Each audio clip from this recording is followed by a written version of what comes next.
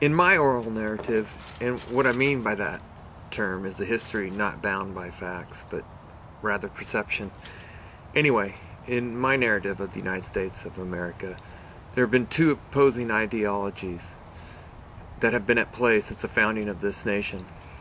One dogma, espoused by Alexander Hamilton, is mercantile, capitalistic, free trade leaning, holds a dream of a wealth-based meritocracy, has a vision of the state as a tool of commerce, and is heavily invested in the game of world politics or imperialism to whatever extent the state is able.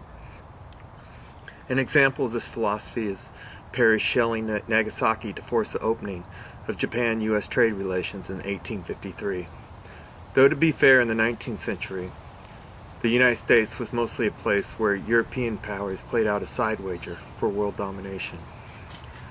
The other tradition that dwells in the American psyche is the vision of Jefferson.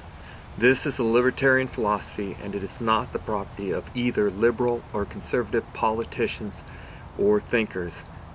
It is a philosophy that at its core is about the right not to be meddled with. It is a vision of a country of yeoman farmers and an informed citizenry, something that might be painted as 5 acres and independence adjacent to small towns and mid-sized cities. A country where community, civil rights, and place matter more than the trappings of commerce or world status.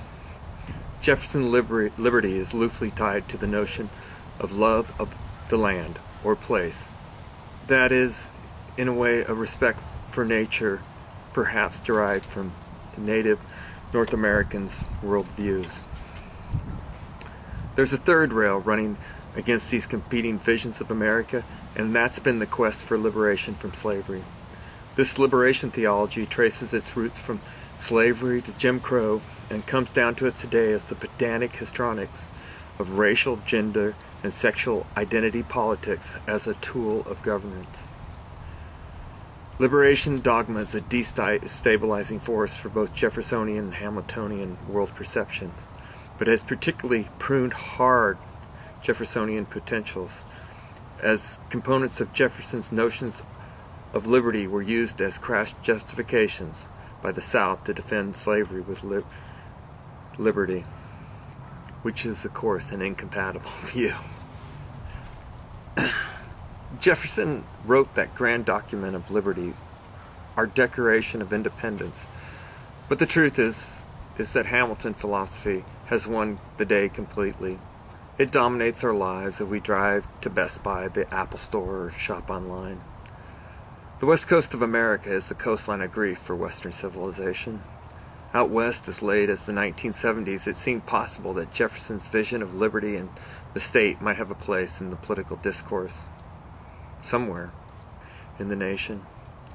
I hold the former governor of Oregon, Tom McCall, as an archetype of a modern Jeffersonian, having neither a place in the Republican or Democratic parties, but being wholly from the land that he governed.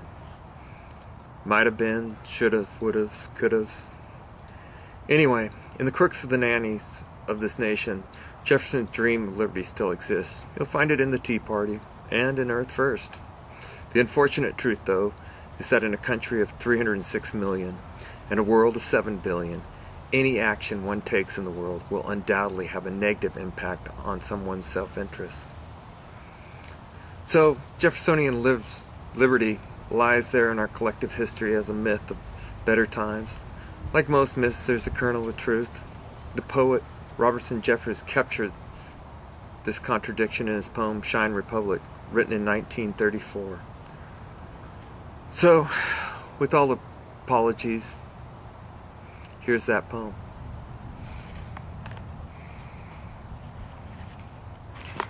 Shine Republic. The quality of these trees, green height of the sky, shining, of water, a clear flow, of the rock, hardness, and reticence, each is noble in its quality. The love of freedom has been the quality of Western man. There is a stubborn torch that flames from Marathon to Concord, its dangerous beauty binding 3 ages into one time. The waves of barbarism and civilization have eclipsed but never quenched it.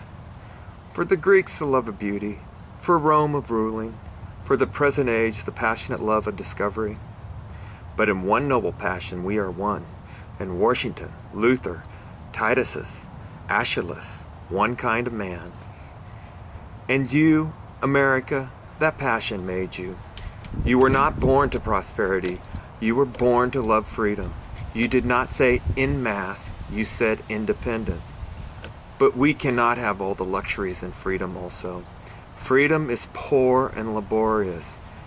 That torch is not safe but hungry, and often requires blood for its fuel. You will tame it against it burn too clearly. You will hood it like a kept hawk. You will perch it on the wrist of Caesar. But keep the traditions, conserve the forms, the observances, keep the spot sore. Be great, carve deep your heel marks.